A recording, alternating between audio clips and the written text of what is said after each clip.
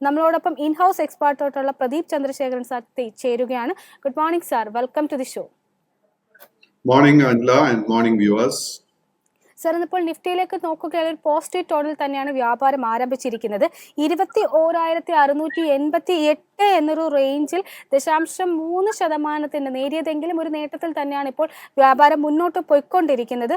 സൂചികയിലേക്ക് നോക്കുകയാണെങ്കിലും ഭൂരിഭാഗം ഓഹരികളിലും നമുക്കൊരു പോസിറ്റീവ് മൊമെന്റം തന്നെ കാണുന്നുണ്ട്. നിഫ്റ്റി 50 സംബന്ധിച്ചതിന്റെ ഇന്നത്തെ ഒരു എക്സ്പെക്ടേഷൻസ് എന്തൊക്കെയാണ്?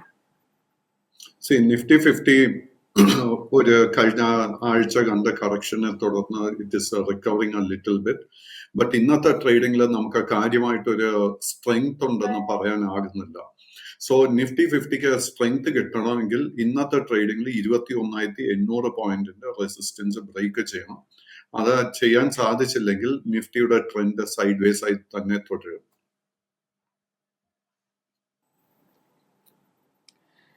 യെസ്, ബാങ്ക് നിഫ്റ്റിയെ സംബന്ധിച്ചും ഇന്നിപ്പോൾ HDFC ബാങ്ക് അടക്കമുള്ള ബാങ്കിങ് സ്റ്റോക്കുകൾക്ക് ഒരു മുന്നേറ്റം രേഖപ്പെടുത്താൻ വേണ്ടി സാധിക്കുന്നുണ്ട്.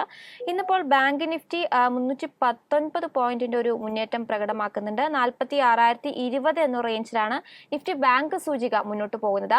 നമുക്കറിയാം HDFC ബാങ്കിനോടൊപ്പം തന്നെ ഇന്നിപ്പോൾ പ്രധാനമായിട്ടും ICICI ബാങ്ക്, കൊട്ടക് ബാങ്ക് ഒക്കെ തന്നെ റിസൾട്ടുകൾ റിലീസ് ചെയ്യാനിരിക്കുകയാണ്.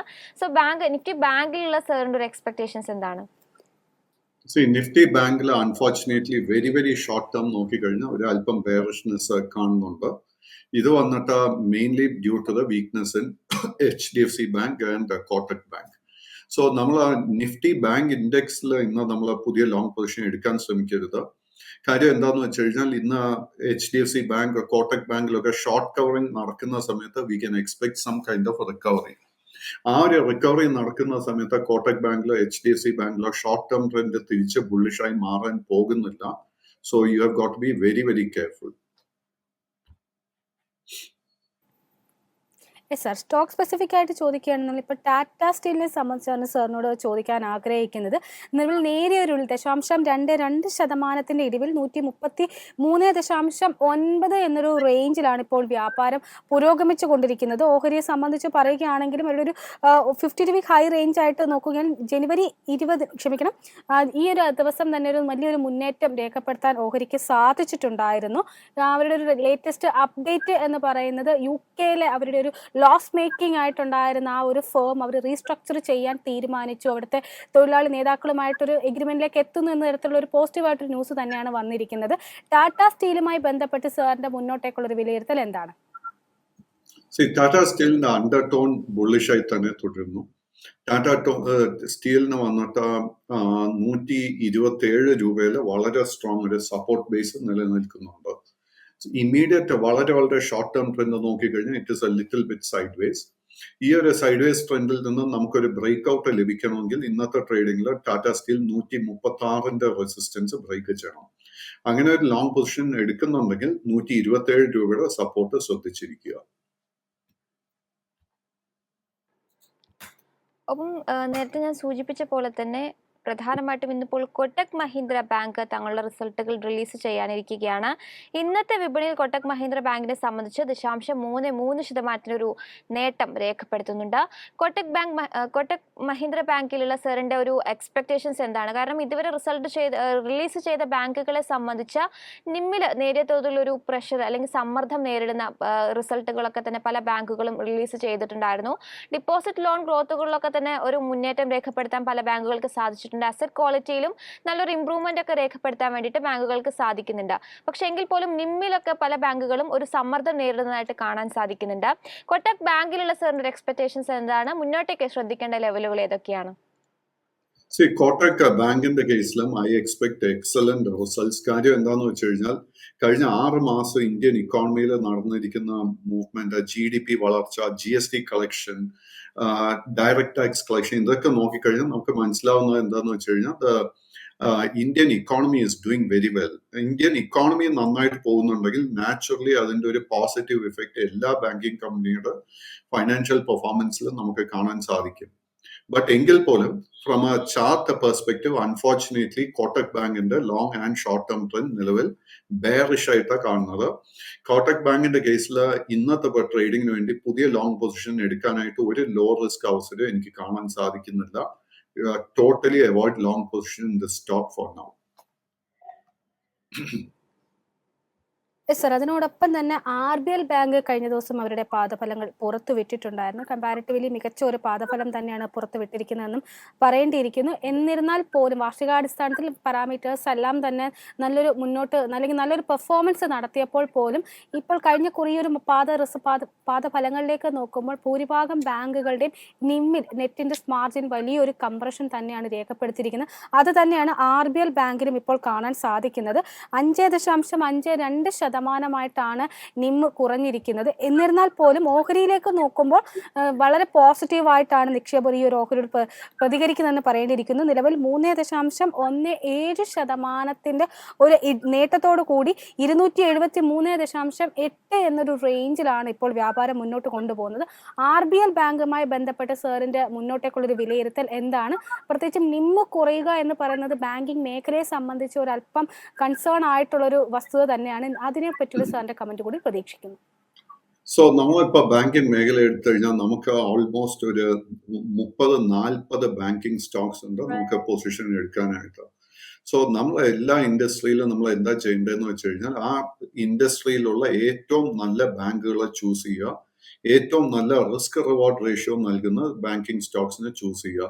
അപ്പൊ ആ ഒരു ക്രൈറ്റീരിയ വെച്ച് നോക്കുമ്പോഴേക്ക് എനിക്ക് RBL ബാങ്കിൽ ഒരു പുതിയ ലോങ് പൊസിഷനെ അഡ്വൈസ് ചെയ്യാൻ സാധിക്കുന്നില്ല.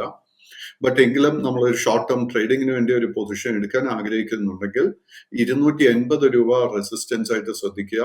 280 റെസിസ്റ്റൻസ് ബ്രേക്ക് ചെയ്യാൻ സാധിച്ചു കഴിഞ്ഞാൽ 300 മുതൽ 310 വരെ നേട്ടം നൽകാൻ സ്റ്റോക്കിന് ചാൻസ് ഉണ്ട്. സർ, ബാങ്കിങ് സ്റ്റോക്കുകളെ കുറിച്ച് സൂചിപ്പിച്ചതുകൊണ്ട് തന്നെ ഇന്നിപ്പോൾ ജമ്മു ആൻഡ് കാശ്മീർ ബാങ്കിന്റെ റിസൾട്ടും റിലീസ് ചെയ്യാനിരിക്കുകയാണ്. സാറിന്റെ ഈ ഒരു സ്റ്റോക്കിലുള്ള ഒരു എക്സ്പെക്ടേഷൻസും കൂടി പ്രതീക്ഷിക്കുന്നുണ്ട്. ഇന്നിപ്പോൾ 0.88% ഒരു ഇടിവോട് കൂടിയാണ് ജമ്മു ആൻഡ് കാശ്മീർ ബാങ്കിന്റെ ഓഹരികൾ ട്രേഡിംഗ് മുന്നോട്ട് കൊണ്ടുപോകുന്നത്. എങ്കിൽ പോലും ഈ ഒരു ബാങ്കിങ് സ്റ്റോക്കിന്റെ ഒരു പ്രകടനം വിലയിരുത്തുന്ന സമയത്ത് കഴിഞ്ഞൊരു 1 month ആയിട്ട് ഓൾമോസ്റ്റ് ഒരു 11% ഒരു റിട്ടേൺ നൽകാൻ വേണ്ടിയിട്ട് ഈ ഒരു സ്റ്റോക്കിന് സാധിച്ചിട്ടുണ്ട്. ഈവൻ കഴിഞ്ഞൊരു 1 year ഒരു മൾട്ടി ബാഗറായിട്ട് ഉയർന്നു വരാൻ വേണ്ടിയിട്ടും ജമ്മു ആൻഡ് കാശ്മീർ ബാങ്കിന് സാധിച്ചിട്ടുണ്ട്. സോ ഈ ഒരു ബാങ്കിങ് സ്റ്റോക്കിലുള്ള സാറിന്റെ വ്യൂ എന്താണ്? JK ബാങ്കിന്റെ പെർഫോമൻസ് നോക്കിക്കഴിഞ്ഞാൽ അണ്ടർടോൺ വളരെ ബുള്ളിഷ് ആയിട്ടാണ് കാണുന്നത്. At the moment JK bank trade ചെയ്യുന്നത് it is trading at its all time high 140 രൂപയ്ക്ക് അടുത്ത്. സോ നമുക്ക് ഇതിലൊരു തിരിച്ചൊരു ബുള്ളിഷ് മൊമെന്റം വീണ്ടും ലഭിക്കണമെങ്കിൽ ഈ 140 റെസിസ്റ്റൻസ് ബ്രേക്ക് ചെയ്യണം. സോ ആ ഒരു റെസിസ്റ്റൻസ് ലെവൽ ശ്രദ്ധിച്ചിരിക്കുക. അങ്ങനെ ഒരു ലോങ് പൊസിഷൻ എടുക്കുന്നുണ്ടെങ്കിൽ 125 രൂപ സപ്പോർട്ടായിട്ട് വാച്ച് ചെയ്യുക.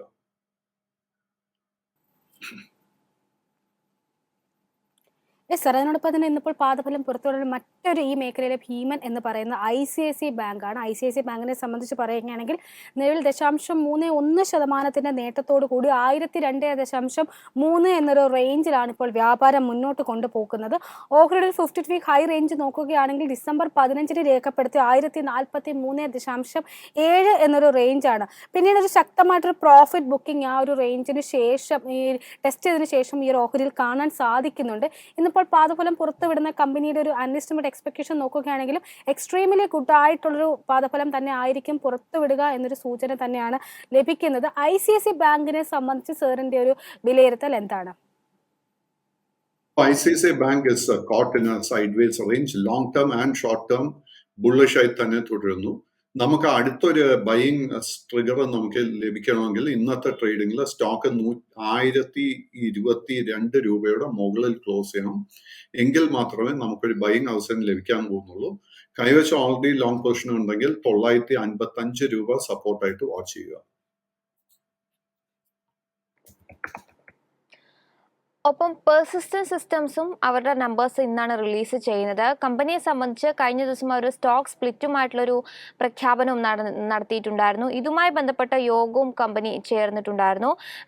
പെർസിസ്റ്റന്റിനെ സംബന്ധിച്ച് അവരുടെ ഒരു നെറ്റ് പ്രോഫിറ്റിൽ ഒരു 17% ഒരു വർധനവ് ഉണ്ടായേക്കാം എന്നാണ് ഇപ്പോൾ കൺസിഡർ ചെയ്യുന്നത്.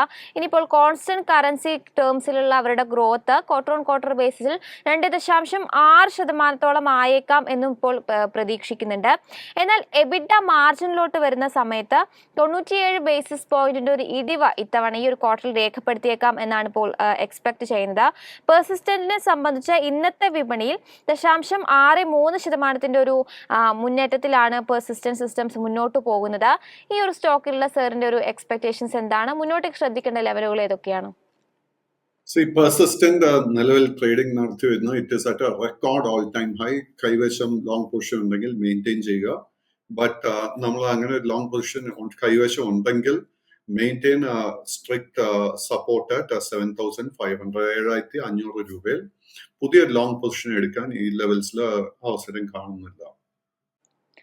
ഇന്നിപ്പോൾ HFCLന്റെ ഒരു പ്രകടനം വിലയിരുത്തുമ്പോൾ 7% ഒരു മുന്നേറ്റമാണ് ഈ ഒരു സ്റ്റോക്ക് പ്രകടമാക്കുന്നത്. 52 ആഴ്ചയിലെ ഉയർന്ന നിലയിലേക്ക് ഇപ്പോൾ HFCLന്റെ ഓഹരികൾ എത്തിയിട്ടുണ്ട്. കമ്പനിയെ സംബന്ധിച്ച് ഒരു ഓർഡർ കരസ്ഥമാക്കിയതിന് പിന്നാലെയാണ് ഇപ്പോൾ ഈ ഒരു ഓഹരിയിൽ ശക്തമായിട്ടുള്ള ഒരു മുന്നേറ്റം നമുക്ക് കാണാൻ സാധിക്കുന്നുണ്ട്. ഏകദേശം 623 കോടി രൂപയുടെ ഒരു ഓർഡറാണ് ഇപ്പോൾ company കരസ്ഥമാക്കിയിരിക്കുന്നത്.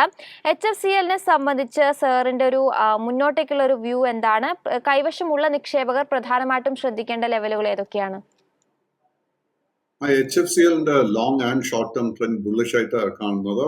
Only point it is a small cap stock. ഒത്തിരി സ്പെക്യുലേറ്റീവ് ട്രേഡിംഗ് ഈ സ്റ്റോക്കിൽ നമുക്ക് കാണാൻ സാധിക്കാറുണ്ട്. ഇമ്മീഡിയറ്റ് റെസിസ്റ്റൻസ് കാണുന്നത് 95 രൂപ 25 പൈസ. ആ ഒരു റെസിസ്റ്റൻസ് ബ്രേക്ക് ചെയ്യാൻ സാധിച്ചു കഴിഞ്ഞാൽ ഈ സ്റ്റോക്കിൽ ഓൾമോസ്റ്റ് ഒരു 7 രൂപയുടെ നേട്ടം കൂടെ നമുക്ക് പ്രതീക്ഷിക്കാം. സർ, അതിനോടൊപ്പം തന്നെ കേരള ഓഹരിയിലെ ആസ്റ്റർ DM ഹെൽത്ത് കെയർ ലിമിറ്റഡുമായി ബന്ധപ്പെട്ടാണ് സാറിനോട് ചോദിക്കാൻ ആഗ്രഹിക്കുന്നത്. നിലവിൽ ഓഹരി നേരി ഫ്ലാറ്റ് പോസിറ്റീവ് 0.09% നേട്ടത്തോടു കൂടി 435.3 എന്നൊരു റേഞ്ചിലായിരുന്നു ഇപ്പോൾ വ്യാപാരം മുന്നോട്ട് കൊണ്ടുപോകുന്നത്. ഓഹരിയുടെ 52 വീക്ക് ഹൈ റേഞ്ച് നോക്കുകയാണെങ്കിലും 449.7 എന്ന റേഞ്ചാണ് ജനുവരി 16 രേഖപ്പെടുത്തിയത്. ആ ഒരു ദിവസങ്ങളിലായിട്ട് ഒരു ഡിവിഡൻഡ് അവർ ലിസ്റ്റിങ്ങിന് ശേഷം ആദ്യമായിട്ട് ഡിവിഡൻഡ് നൽകുന്നു എന്നൊരു പ്രഖ്യാപനം നടത്തിയിട്ടുണ്ടായിരുന്നു. ഇപ്പോൾ ലേറ്റസ്റ്റ് ആയിട്ട് അപ്ഡേറ്റ് വന്നിട്ടുണ്ടെങ്കിൽ ഫെബ്രുവരിയിൽ ചേരുന്ന ബോർഡ് യോഗത്തിൽ ഡിവിഡൻഡുമായി ബന്ധപ്പെട്ടിട്ടുള്ള തീരുമാനങ്ങളെല്ലാം എടുക്കുമെന്നാണ്. ആസ്റ്റർ DM ഹെൽത്ത് കെയറുമായി ബന്ധപ്പെട്ട് സാറിന്റെ ഒരു മുന്നോട്ടേക്കുള്ള ഒരു ലോങ് ടേം പെർസ്പെക്റ്റീവ് എന്താണ്? വളരെ ബുള്ളിഷായി തന്നെ തുടരുന്നു. ഒരു വീക്ക്നെസ്സും സ്റ്റോക്കിൽ അറ്റ് ദ മൊമെന്റ് കാണുന്നില്ല. എങ്കിൽ പോലും പുതിയ ലോങ് പൊസിഷൻ എടുക്കാൻ ഒരു അവസരം ഈ ലെവൽസിൽ കാണുന്നില്ല. സ്റ്റോക്ക് കഴിഞ്ഞ ആഴ്ച ഒരു ഓൾ ടൈം ഹൈ ലെവല് നമുക്ക് നൽകിയിരുന്നു, അറൌണ്ട് 450 രൂപ. അത് തന്നെയായിരിക്കണം നമ്മളിപ്പോൾ റെസിസ്റ്റൻസ് ആയിട്ട് വാച്ച് ചെയ്യേണ്ട ലെവൽ.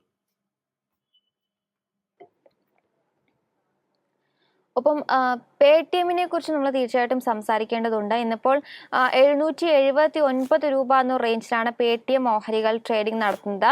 കമ്പനിയെ സംബന്ധിച്ച് എക്സ്പെക്ട് ചെയ്തതുപോലെ തന്നെ അവരുടെ നെറ്റ് ലോസ് ക്രമാതീതമായി കുറച്ചു കൊണ്ടുവരാൻ വേണ്ടിയിട്ട് സാധിച്ചിട്ടുണ്ട്. 38% വർധനവ് വരുമാനത്തിൽ രേഖപ്പെടുത്താൻ വേണ്ടിയിട്ട് പേടിഎമ്മിന് സാധിച്ചിട്ടുണ്ട്. ഇത്തവണ 392 കോടി രൂപയിൽ നിന്നും 222 കോടി രൂപയായിട്ട് കമ്പനിയുടെ അറ്റ നഷ്ടം കുറച്ചു കൊണ്ടുവരാൻ വേണ്ടിയിട്ട് സാധിച്ചിട്ടുണ്ട്. നേരത്തെ സൂചിപ്പിച്ച പോലെ തന്നെ വരുമാനം 2,518 കോടി രൂപയായിട്ട് ഉയരുകയും ചെയ്തിട്ടുണ്ട്. പേടിഎമ്മിലുള്ള സാറിന്റെ ഒരു മുന്നോട്ടേക്കുള്ള ഒരു ലോങ് ടേം വ്യൂ എന്താണ്? നവംബർ മാസത്തിലും ഡിസംബർ മാസത്തിലും കനത്ത സെല്ലിംഗ് നേരിട്ടിരുന്നു. അതിനെ തുടർന്ന് long and short term trend ബെയറിഷായി മാറിയിരുന്നു. സോ അതിനെ തുടർന്ന് we have seen a good recovery. But പേടിഎമ്മിന്റെ കേസിൽ 840 രൂപ വളരെ ഒരു സ്ട്രോങ് റെസിസ്റ്റൻസ്. ഈ ഹൈ ലെവൽസിൽ ഒരു പുതിയ ലോങ് പൊസിഷൻ അഡ്വൈസ് ചെയ്യുന്നില്ല. Wait for the correction. അതിനുശേഷം നമുക്ക് ലോങ് പൊസിഷൻ വേണോ എന്ന് തീരുമാനിക്കാം. സർ, അടുത്തതായിട്ട് കെമിക്കൽ ഫെർട്ടിലൈസർ സെഗ്മെന്റിലേക്ക് നോക്കാൻ ഭൂരിഭാഗം കമ്പനികളും ഇന്ന് നല്ലൊരു പോസിറ്റീവ് മൊമെന്റമാണ് കാണാൻ സാധിക്കുന്നത്. അതിൽ തന്നെ ഗുജറാത്ത് സ്റ്റേറ്റ് ഫെർട്ടിലൈസേഴ്സിലേക്ക് നോക്കുമ്പോൾ 4.66% വളരെ ശക്തമായിട്ടൊരു മുന്നേറ്റമാണ് കാണുന്നത്. നിലവിൽ 311.3 എന്നൊരു റേഞ്ചിലാണ് ഇപ്പോൾ വ്യാപാരം മുന്നോട്ട് കൊണ്ടുപോകുന്നത്. ഈ ഒരു ഓഹരിയുമായി ബന്ധപ്പെട്ട് സാറിന്റെ ഒരു ലോങ് ടൈം വ്യൂ എന്താണ്? എഫ്.സിയുടെ ലോങ് ടേം ട്രെൻഡും ഷോർട്ട് ടേം ട്രെൻഡും ഒക്കെ തന്നെ വളരെ ബുള്ളിഷായി കാണുന്നു. മേജർ സപ്പോർട്ട് നമുക്ക് കാണാൻ സാധിക്കുന്ന 690 രൂപ. കമ്പനിയുടെ ഫൈനാൻഷ്യൽസിൽ നമ്മൾ കംഫർട്ടബിൾ ആണെങ്കിൽ കറന്റ് ലെവൽസിൽ ലോങ് പൊസിഷൻ കൺസിഡർ ചെയ്യാം. അങ്ങനെ ഒരു ലോങ് പൊസിഷൻ എടുക്കാൻ ആഗ്രഹിക്കുന്നുണ്ടെങ്കിൽ ആദ്യത്തെ റെസിസ്റ്റൻസ് 790 അതിനെ തുടർന്ന് 822 രൂപയിലോ കാണുന്നത്. Thank you Pradeep sir. ഏതായാലും താങ്കൾ ഫ്രീ ആക്കുന്നതിന് മുൻപ് ഇന്നിപ്പോൾ താങ്കൾ പ്രധാനമായിട്ടും ഫോക്കസിൽ ഏതെങ്കിലും സ്റ്റോക്കുകൾ ഉൾപ്പെടുത്തിയിട്ടുണ്ടോ? 2-3 സ്റ്റോക്സ് ഞാൻ ശ്രദ്ധിച്ചുകൊണ്ടിരിക്കുന്നത്. ഒന്ന് വന്നിട്ട് പരാദീപ് ഫോസ്ഫേറ്റ്സ് എന്റെ നോട്ടത്തിൽ വന്നിട്ടുണ്ട്. അതിന്റെ കൂടെ തന്നെ നമ്മൾ ഇന്ന് ഡിസ്കസ് ചെയ്ത NBCC ശ്രദ്ധിച്ചിരിക്കുന്നു. ഗോദ്രേജ് കൺസ്യൂമർ പ്രോഡക്ട്സ് എന്റെ ശ്രദ്ധയിലോട്ട് വന്നിട്ടുണ്ട്. സെഞ്ചുറി ടെക്സ്റ്റൈൽസ് വാച്ച് ചെയ്യുന്നുണ്ട്. അതുപോലെ തന്നെ ഹിൻഡാൽകോ വളരെ ക്ലോസ് ആയിട്ട് വാച്ച് ചെയ്യുന്നുണ്ട്. ആൻഡ് ഓൾ കാർഗോ ടെർമിനലും ഞാൻ വളരെ ക്ലോസ് ആയിട്ട് സ്റ്റഡി ചെയ്തുകൊണ്ടിരിക്കുന്നുണ്ട്.